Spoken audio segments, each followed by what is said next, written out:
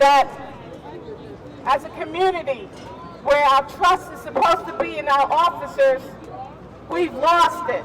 In Baltimore, Maryland, days of protesting and mob violence occurred when, following his arrest on April 12, 2015, Freddie Gray died of fatal injuries after being in police custody.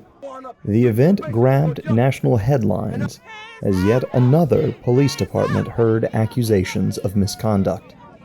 In a nutshell, we are teetering on the brink of a drastic situation in those areas. Okay, with the killings. That was Michael Washington, speaking not of Baltimore, but of Oklahoma City. Mr. Washington is the executive director of Empower People Incorporated and a community activist.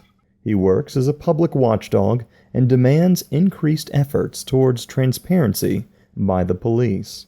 I think our police departments really need an overhaul, because what it does is it gives these officers the right to just go out and basically create havoc as they would please to do and not be held accountable for their own actions and deeds.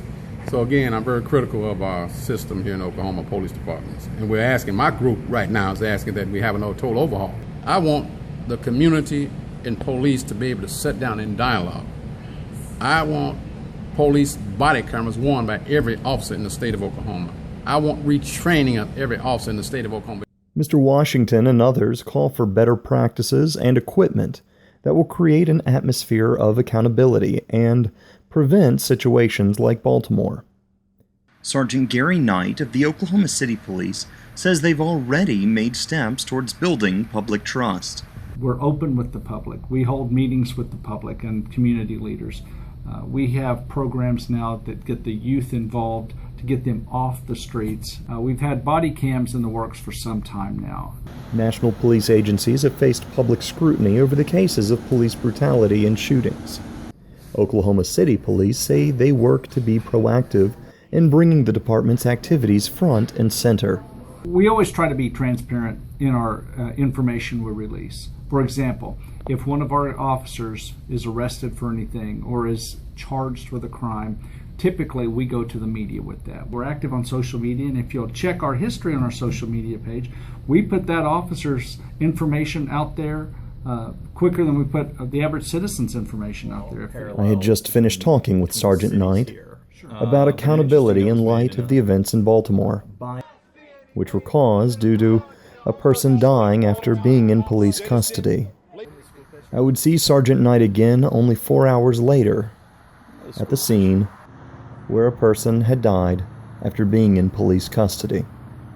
The call came out as a disturbance where basically a person literally just came out of the woods and began trying to burglarize some vehicles. Citizens obviously saw what was going on. It was, a lot of banging, and they tried to get him to stop. They felt the need to restrain him and hold him down until police got here. Police responded, police got here, and basically placed handcuffs on him.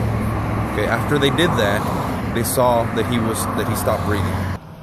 Oklahoma City Police called paramedics and began CPR. The suspect would later be pronounced dead at the hospital. The two officers were put on administrative leave. But given the climate of national events, I saw this unfortunate incident as an opportunity to observe if Oklahoma City Police would follow the procedures they'd shared.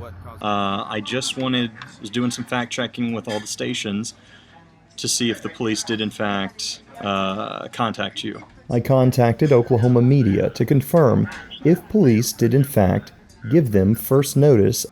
So they did call you? Each station confirmed they had received information. Less than 24 hours later, the Oklahoma City Police Department publicly released the information on the event on their Twitter and Facebook profiles. Where there is a gap between police accountability and public trust, both Sergeant Knight and Mr. Washington would agree more discussions are needed, where citizens and police work together for a better future.